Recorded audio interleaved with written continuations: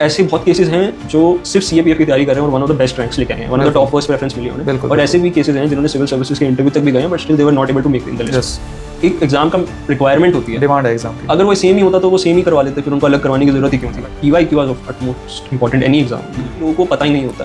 तो आप standard books तो पढ़ लोगे, लेकिन टू द एक्सटेंट पढ़ना कैसे है और एक डिसिप्लिन मोड में आने के लिए शायद कोचिंग का एक रोल अच्छा रहता है कि पेपर में उस टाइम मैं कैसे खुद को समझ रहा हूँ। मुझे पता है मेरी हिस्ट्री अच्छी है लेकिन वो टफ आई है, तो मुझे समझना होगा, मुझे रिस्ट्रेन रहना होगा उसमें। उनका अपना एक प्राइड है, बचपन से हम जो सुनते आ रहे हैं कि internal security is the first line of external defence. बिल्कुल बिल्कुल।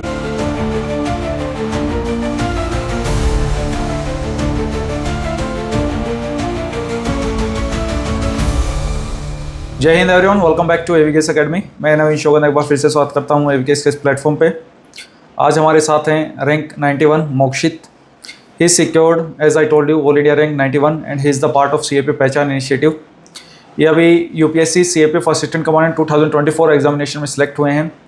तो इनकी जर्नी काफ़ी इंटरेस्टिंग रही है क्योंकि आईआईटी से ग्रेजुएट हुए और उसके बाद एक अच्छे पैकेज पे प्राइवेट सेक्टर में जॉब कर सकते थे, लेकिन इन्होंने चूज़ किया देश सेवा, वो भी डायरेक्टली मेथड से यूनिफॉर्म सर्विसेज के थ्रू, जिसमें सीएपीएफ ऑप्शन को चूज़ किया। तो इन्होंने फर्स्ट अटैम्प्ट में ही इस एग्ज़ाम को निकाला। कॉलेज के साथ भी कुछ देर तक पढ़ाई की, तो अपने टाइम को कैसे मैनेज किया, इंटरव्यू में बहुत अच्छा स्कोर हासिल किया, 120 मार्क्स इंटरव्यू में है। तो बहुत सारी चीज़ें ऐसी हैं जो आप इनसे सीख सकते हैं। तो let's start the conversation. Hello Mokshit, how are you? Fine sir, thank you sir. अपने बारे में थोड़ा बताओ स्टूडेंट्स को कि आप कहाँ से हैं, एजुकेशनल बैकग्राउंड और कुछ और चीज़ें जो आप शेयर करना चाहें। हाँ, मेरा नाम मोक्षित है, मैं सिरसा डिस्ट्रिक्ट हरियाणा से हूँ। मैंने अपनी स्कूलिंग वहीं से करी है 12th स्टैंडर्ड तक की। उसके बाद मैंने इंजीनियरिंग करी आईआईटी दिल्ली से। फिर मैं फोर्थ ईयर के मिड में मेरा प्लान था कि थोड़ा गवर्नमेंट की सर्विसेज में ही जाना है। फिर मैंने तैयारी शुरू करी और 2024 में सीएपीएफ का पहला अटेम्प्ट था मेरा और लकीली अच्छी रैंक आई। तो आपने आईआईटी के बाद मतलब एकदम से स्विच क्यों मारा? इंटरव्यू में पूछा होगा इस तरीके का क्वेश्चन, तो क्योंकि कोई भी पर्सन देखेगा तो एकदम माइंड में आएगा कि आईआईटी जैसे प्रेस्टिजियस इंस्टीट्यूशन में जाना ही बड़ी बात है। वहाँ से ग्रेजुएट होके आप you have lot of options in the market, लेकिन आपने चूज़ किया सीएपीएफ, ऐसा क्यों? ये तो हाँ, मेरा इंटरव्यू का हाफ ऑफ द टाइम इसी पे गया था कि क्यों लेकिन पॉइंट ये था कि मुझे क्या चाहिए लाइफ में। पर्सनल जो मेरा ये था कि यस कि प्राइवेट सेक्टर में भी ज़्यादा मनी ऑफर करता है और मे भी अच्छा है बहुत, आप आगे ग्रोथ अपॉर्चुनिटीज बहुत अच्छी रहती हैं। बट देन मुझे पर्सनली ऐसा लगता था कि गवर्नमेंट सर्विसेज बीट सीएपीएफ और एनी अदर इंजीनियरिंग पार्ट में भी जो है सिविल सर्विसेज, तो उसमें आप डायरेक्टली पॉलिसी मेकिंग और to the service of nation में रहते हो और आप विजिबल इम्पैक्ट्स देख सकते हो। और ऑल्सो गवर्नमेंट जॉब आपको सिक्योर देते हैं, उसमें आप सिक्योर रह के आप और अच्छा काम कर सकते हो। देन अगर आप एक साइड से सिक्योर हो तो आप और अच्छा अपने एफर्ट्स पुट कर सकते हो। तो इस यूनिफॉर्म भी रीजन रहा है क्या कि यूनिफॉर्म? हाँ, ऑफ कोर्स, क्योंकि मोस्टली स्टूडेंट्स की मोटिवेशन रहती है यूनिफॉर्म का अपना एक प्राइड है। बचपन से हम जो सुनते आ रहे हैं कि यस। एनडीए ट्राई नहीं किया आपने? एनडीए किया था? नहीं, उस टाइम पता नहीं था एनडीए का, क्योंकि मैं जहाँ अर्बन एरिया में पला पड़ा, मेरी फैमिली में कोई गवर्नमेंट सर्विस में ही नहीं है। ओके, सर्विस में नहीं है, सब बिजनेस या ना फोर्सेस में ना सर्विस में, कहीं किसी में नहीं है। तो हमें इसका आइडिया, मेरे को इसका आइडिया नहीं था। इवन सोसाइटी आज के समय में मतलब मेजर इशू है कि लैक ऑफ अवेयरनेस है about the forces and the role of forces और कैसे उसमें एंट्री करनी है, उन चीज़ों के बारे में। बिल्कुल, इवन दो आप कभी एग्जांपल्स देखते हो पैरा एसएफ में भी जो एलीट कमांडोज फोर्स हैं, उसमें भी लोग इंजीनियरिंग आईटी बैकग्राउंड से गए जस्ट बिकॉज कि पहले उन्हें पता भी नहीं था। बाद में ऑप्शंस मिलते हैं तो अपॉर्चुनिटी को ग्रैब कर लेते हैं। इवन दो मनी का भी एस्पेक्ट देखें तो गवर्नमेंट एक डिसेंट अमाउंट ऑफ मनी आपको ऑफर करती है विद द पर्क्स, जिससे आप बहुत अच्छी लिविंग रह सकते हो। तो दैट इज। अभी जानते हो एनडीए के बारे में? हाँ, अभी थोड़ा सा जानता हूँ। एनडीए सीएपीएफ के बारे में कैसे पता चला? सीएपीएफ के बारे में मुझे मेरे दोस्त ने बताया था कि इसके बारे में ड्यूरिंग। सीएपीएफ के बारे में आपके एरिया में है नॉलेज? क्योंकि कहीं ना कहीं आइडेंटिटी क्राइसिस आज के समय एरिया में नॉलेज ज़्यादा हमें सीआरपीएफ के बारे में, क्योंकि कभी हम जब इलेक्शंस ड्यूटी देखते हैं तो यूजुअली सीआरपीएफ हमें दिखती है। मैं दिल्ली में पढ़ा तो मुझे मेट्रो में सीआईएसएफ दिखी। रादर इनके बारे में इतना, बट उनका डिटेल्ड एरिया ऑफ मैंडेट्स ही नहीं पता। रादर जैसे फोर्स आईटीबीपी एसएसपी हैं, इनके बारे में नहीं पता था। तो ये अभी भी सिलेक्शन होने के बाद मुझे बहुत चीजें जानने को मिली हैं। राइट, जानने को मेरे को भी मिली हैं और लोग जब पूछते हैं कि मतलब आसपास की, उनको भी ज्यादा नहीं पता होता एज इन होलिस्टिकली सीएपीएफ के बारे में। कुछ पार्ट पता है बट पूरा ऐसे नहीं पता। आप ही लोग तो हो सीएपीएफ के ब्रांड एम्बेसडर्स, जो सिलेक्टेड कैंडिडेट जो सीएपीएफ का पार्ट है वही तो सीएपीएफ को बताएगा लोगों को। और शायद इसीलिए हमने we have started this campaign is the CAPF Pehchan, कि लोगों को एटलीस्ट पता होना चाहिए हु आर प्रोटेक्टिंग अस, सबसे जो नेशनल सिक्योरिटी में इतना कंट्रीब्यूशन कर रहे हैं उनके बारे में नहीं पता है, तो मतलब अपने आप में एक बड़ा क्वेश्चन मार्क है। ट्रू, ऐसे वो पढ़ते टाइम एक लाइन भी मुझे कोट याद है, आई गेस सुब्रमण्यम अय्यर साहब का था कि उन्होंने कहा था internal security is the first line of external defence. बिल्कुल ट्रूली अब उसको रिकॉग्नाइज करना थोड़ा नहीं कर पा रहे हैं, तो वो एक इशू है। बिल्कुल बिल्कुल। और आज के समय में तो देख रहे हैं रोल और बढ़ रहा है, क्योंकि इंटरनल चैलेंजेस भी बढ़ रहे हैं और ऑफ कोर्स इसमें हमारे हॉस्टाइल नेबर्स भी हैं और नेबरहुड में भी इश्यूज हैं, तो बॉर्डर्स को प्रोटेक्ट करना तो काफ़ी इंपॉर्टेंट टास्क हो गया है आज के समय में। अब ये बताइए, इंटरव्यू का एक्सपीरियंस कैसा रहा आपका? इंटरव्यू में तो बहुत बढ़िया स्कोर लेके आए आप, 120 मार्क्स लेके आए। मुझे आइडिया नहीं था, मैं डर के बाहर आया था, मुझे लगा था क्या मिक्स्ड रिएक्शन। सब्जेक्टिविटी तो रहती है, लेकिन ये कहीं ना कहीं आपकी पर्सनालिटी में बहुत चीज़ें ऐसी होती हैं जो हमें नहीं पता होता, लेकिन वो सामने वाले को पसंद आ जाती है, तो प्रोबेबली क्योंकि मार्क्स के फॉर्म में वो दिख रहा है। मेरे से एक क्वेश्चन डायरेक्ट उन्होंने पूछा था कि तुम कर लोगे। हाँ। लाइक उन्होंने एक क्वेश्चन था कि माइनस डिग्री में कभी गए हो? मैंने कहा हाँ मैं घूमने, कहते घूमने नहीं रहे हो, ITBP आया तो कैसे करोगे? हाँ। तो बोल दिया करेंगे, क्यों नहीं करेंगे। बट वो एक था कि यूजुअल ग्रिलिंग तो हर किसी की होती है, मेरा किस पैरामीटर पे हुई IIT2 ये या फिर इधर, तो किसी की किसी और पैरामीटर पे होती है। बट अच्छा था, बहुत ही अच्छा, मेरा first interview experience, unique experience बोल सकते हैं लाइफ का। मैं काफ़ी रॉ गया था क्योंकि मैंने मॉक्स भी नहीं दिए ज़्यादा, तो काफ़ी अच्छा रहा था। It's all about the personality, आपकी पर्सनैलिटी कैसी है, चीज़ें कैसी हैं, तो उसके बेसिस पे डिसाइड होती हैं। फ्यूचर एस्पिरेंट्स को क्या सलाह देना चाहोगे? यही रहेगी कि be committed to your work, जो करना चाह रहे हो उसके लिए अच्छे से डेडिकेटेड रहो।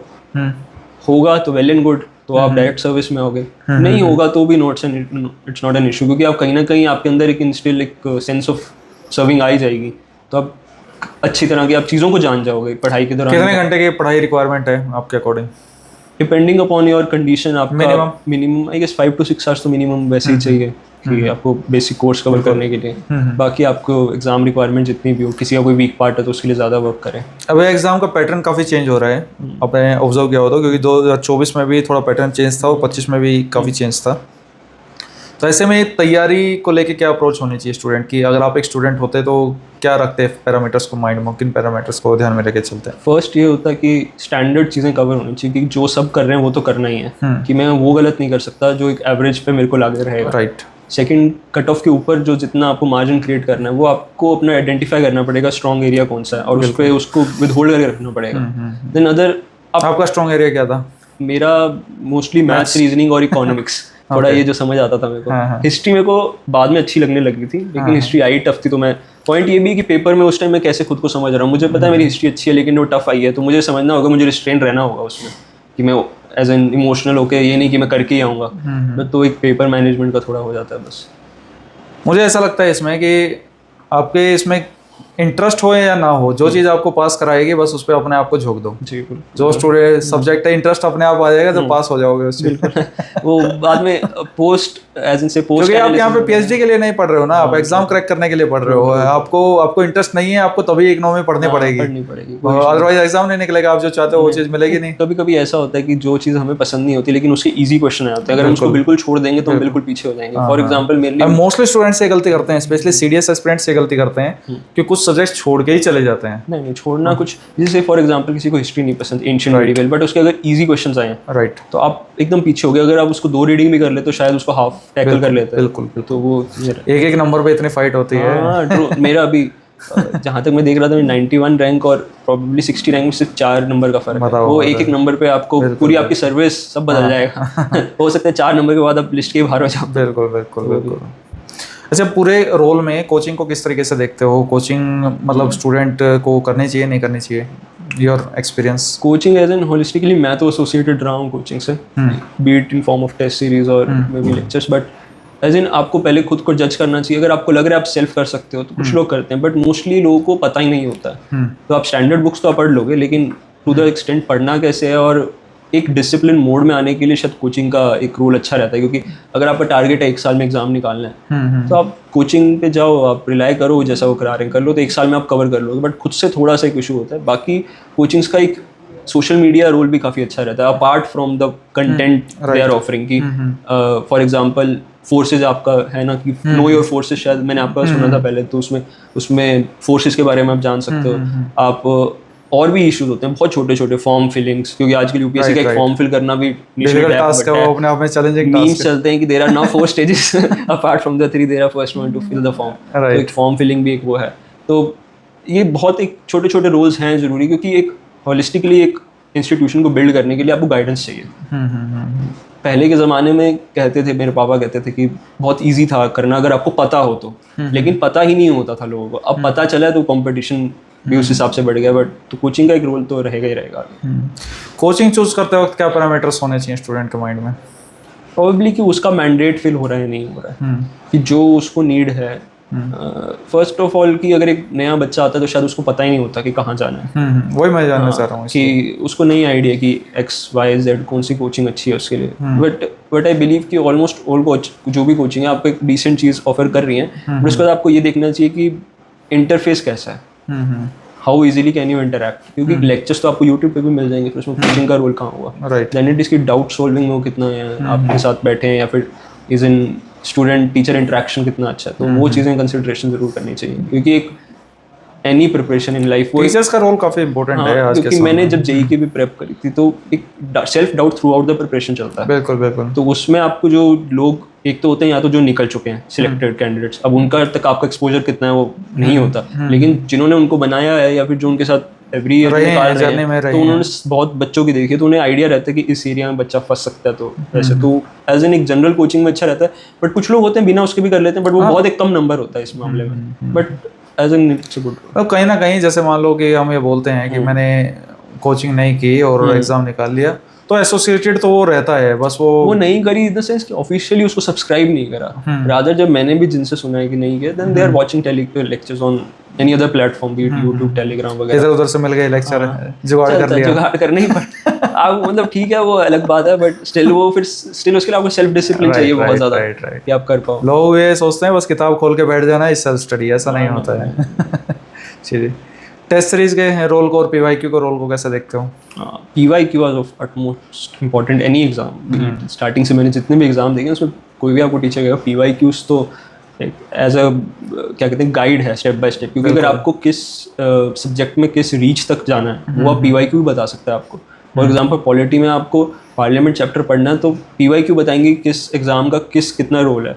इवन हम देखें सिविल सर्विसेज के पीवाईक्यू और सीएपीएफ के, वो भी एक कहीं ना कहीं डाइवर्जेंस है थोड़ी, उसका एक अलग रोल है, उसका अलग रोल है। तो आप ये नहीं कह सकते कि एक ही करके आप दूसरा कर लोगे, आपको एक देखना पड़ेगा सीएपीएफ के अलग से। अभी तो 2 साल से सीएपीएफ का एमसीक्यू पार्ट भी काफ़ी ज़्यादा टफ होता जा रहा है, फैक्चुअल आ रहा है, एनालिटिकल भी थोड़ा कम हो रहा है, तो उसमें आपको देखना पड़ेगा पीवाईक्यू कैसे उसको आप टैकल करने के लिए। एक मैं आपका तो बहुत फ्रेंड सर्कल रहा होगा सिविल सर्विसेज में, तो मैं ये जानना चाह रहा हूँ स्टूडेंट के माध्यम से कि ऐसा लगता है बहुत सारे लोगों को कि सिविल सर्विसेज की कोचिंग कर ली या सिविल सर्विसेज की तैयारी कर ली तो सीएपीएफ तो हलवा है, आराम से निकल जाएगा। हलवा नहीं है, मैं मिला उन दोस्तों से, इन द सेंस मैं झूठ नहीं बोलूँगा, मैंने अभी रिसेंटली मेंस दिया तो हाँ मिले लोग जो मेंस में भी बैठे हों, लेकिन इशू ये है कि एक एग्ज़ाम का रिक्वायरमेंट होती है, डिमांड है एग्जाम की। अगर वो सेम ही होता तो वो सेम ही करवा लेते, फिर उनको अलग करवाने की जरूरत ही क्यों थी, वो उसी में डाल देते हैं। तो ग्रुप पे सर्विस है तो ग्रुप पे सर्विस तो उसमें करा लेते हैं, लेकिन उनको मैंडेट थोड़ा अलग कुछ चाहिए उसमें। तो जैसे प्रिसीज राइटिंग है, रिपोर्ट राइटिंग है, ये उसमें नहीं आता, ये इधर आता है। तो ऐसे बहुत केसेस हैं जो सिर्फ सीएपीएफ की तैयारी कर रहे हैं और one of the best ranks लेके आए हैं, one of the top first preference मिली है उन्हें। और ऐसे भी केसेस हैं जिन्होंने सिविल सर्विसेज के इंटरव्यू तक भी गए हैं but still they were not able to make in the list, उनका क्वालिफाई नहीं हुआ है। हाँ, क्योंकि एग्जाम की एक रिक्वायरमेंट रहती है, आप उसको मीट करना पड़ेगा। रादर एक कुछ पोर्शन लक का भी होता है जो मैं थोड़ा मानता हूँ कि रहता है, बट स्टिल आपको अपने पार्ट से तो देखना पड़ेगा एग्जाम को। चाहे आप सीडीएस एस्पिरेंट हो, चाहे सीएपीएफ हो, चाहे सीएससी हो, एग्जाम की डिमांड है, आप उसको फुलफिल करो, एग्जाम निकलेगा बस। सो बात की एक बात है। बिल्कुल, एक एक्स एग्जाम से हम ये नहीं कह सकते वाई एग्जाम कंप्लीटली हो ही जाएगा, नहीं हो सकता वैसे। और जो एस्पिरेंट्स कॉलेज के साथ थोड़ा सा टाइम मैनेज नहीं कर पाते हैं, उन स्टूडेंट्स को क्या मैसेज देना चाहोगे? कॉलेज के साथ मैं यही कहूँगा अपनी डिग्री को तो अच्छे से करना ही है सबको, क्योंकि आपने वो चूज़ करी है वो आप करो। वहाँ पे आप लैग करोगे तो आपको इश्यूज आएंगे, बट वो करो। उसके साथ आप एफिशिएंट टाइम मैनेजमेंट की कोशिश करो। दिन में 3 घंटे निकले, 2 घंटे निकले, 4 निकले, तो आप उस चीज़ को दो। क्योंकि कॉलेज में थोड़ा माहौल ऐसा होता है, मस्ती का रहता है। मैं भी खुद करता था, सब करते हैं, मैं ये नहीं कह सकता ना करो, बट टिल द एंड आप 3rd 4th ईयर में आते हो, आपको देखना पड़ेगा। अगर आप कॉलेज से भी प्लेसमेंट लोगे तो भी आपको सीरियस होना पड़ेगा, यहाँ पे भी आपको करना पड़ेगा सीरियस। तो थोड़ा एक ये कि अपना प्रोबेबली बाकी जगह से टाइम कट करो, तो हो सकता है मैंने जैसे होते हैं बहुत लोग। ये अभी एक हमारा एक स्टूडेंट था, ऑल इंडिया रैंक 316 मुझे याद आ रहा है, एक हमारे 300 आलोक राज, अभी 21 एज हुई है और आपके इसमें सिलेक्टेड है। बिल्कुल 21 एज है पीपल इवन मैं वो फर्स्ट अटेम्प्ट में मतलब 21 एज में अभी वो असिस्टेंट कमांडर सिलेक्टेड है वो। बिल्कुल बिल्कुल कॉलेज के बाद कर लेते हैं कई लोग मैनेज, ऐसी बात नहीं। हमारे साथ भी कुछ थे जो काफ़ी एग्जाम्स निकाल गए हैं, तो ऐसे कुछ है नहीं कि नहीं कर सकते हो, बट अगर जितना कर पा रहे हो उतना कर लो, फिर कॉलेज के बाद कर लो, क्योंकि ख़त्म तो हो नहीं रहा है कि उससे कि इसी साल आपका ये सब। और कोई फाइनल मैसेज आप देना चाहोगे थोड़ा सेल्फ डिसिप्लिन के बारे में कि कैसे डेवलप करें? बहुत सारे बच्चे ऐसे सोचते हैं कि बस मैंने कहीं इनरोल कर लिया है तो एग्ज़ाम हो गया। प्रोबेबली वो स्टार्टिंग में सबको लग सकता है, लेकिन बाय द टाइम कंपटीशन दिखता है तो रियलाइज़ हो जाता है कि ऐसे काम चलेगा नहीं, बिल्कुल। तो अपना एफर्ट डालने पड़ेंगे। पॉइंट इसकी नीड के हिसाब से सब वैसे भी हो जाता है, बट अगर आपको चाहिए वो चीज़ तो आपको काम तो करना पड़ेगा, क्योंकि आप नहीं तो कोई और आप अपने साथ देखो जो ज़्यादा एफर्ट कर रहा है तो वो वेल डिजर्विंग है उसके लिए। तो आपको एक बेसिक जो नीड्स हैं उसकी मीट करने के लिए उतने इनपुट्स तो देने ही पड़ेंगे। बाकी हमारी तरफ से बेस्ट विशेष मोक्षित, क्योंकि फोर्सेस में सच में ऐसे ऑफिसर्स की नीड है। जो आपने मुझे वो किस्सा भी सुनाया था जब आप इंटरव्यू दे के आए थे, मैं चाहता हूँ आप बताएं कि जो CISF जवान आपसे कन्वर्सेशन करना एक्चुअली चाह वो ये था कि मैं बाहर वेट कर रहा था अपने कज़न का, मेरा इंटरव्यू ख़त्म हो गया था UPSC गवर्नमेंट के बाद, then just as an conversation तो उन्होंने मेरे को एक बात कही थी कि अगर आप बन जाओ ऑफिसर तो अपने जवान का ख्याल रखना, इन द सेंस नॉट कि आप उसको देना है, बस उससे बात अच्छे से करनी है। बिल्कुल। क्योंकि उनको अगर अच्छा ऑफिसर होता है सामने और वो थोड़ा अच्छे से बात करे और उनकी नीड समझे तो वो भी उनके लिए 100% देते हैं आगे से। राइट। वो ओवर टाइम करने के लिए भी वो पीछे नहीं हटते हैं। एज इन वो एक होलिस्टिकली पूरा आपको एक culture develop, even being assistant commander अगर आप कंपनी लीड कर रहे हो, आपके अंडर 70-80 पीपल हैं, तो आपकी रिस्पॉन्सिबिलिटी बनती है कि उनकी इंपॉर्टेंटली मेंटल हेल्थ भी, क्योंकि आजकल एक काफ़ी इशू चल रहा है, जी जी। Not just in CAPF, every in every work culture. Yes. Being in leader position आपको भी अपनी मेंटल हेल्थ पे ध्यान रखना और अपने सबॉर्डिनेट्स की, क्योंकि सबॉर्डिनेट्स के साथ हैं तभी आप लीडर हो। बिल्कुल बिल्कुल। बिना उनके आप किसी के फिर हवा के लीडर हो जाओगे। राइट।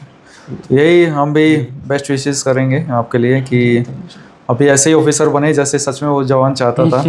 और जो एक कम्युनिकेशन गैप है रहता है ऑफिसर और जवानों के बीच में, ऐसा ना देखना मिले, क्योंकि रियल अर्निंग फोर्सेस में लॉयल्टी ही है। फोर्स आपको लॉयल्टी रखती है आपके प्रति, लेकिन वो एज आई यू टोल्ड कि ऑफिसर की भी रिस्पॉन्सिबिलिटी समझनी है, वो तभी वो लॉयल्टी का मतलब है, अदरवाइज नहीं है। तो उस चीज़ को आप मेंटेन रखना। बाकी बहुत अच्छा लगा। स्टूडेंट्स को फिर भी कोई डाउट होगा तो कमेंट सेक्शन में पूछ सकता है। It's a really nice conversation. Thank you everyone. फिर भी आपका कोई डाउट है तो आप कमेंट सेक्शन में बता सकते हैं। We can discuss that part in the next video. जय हिंद।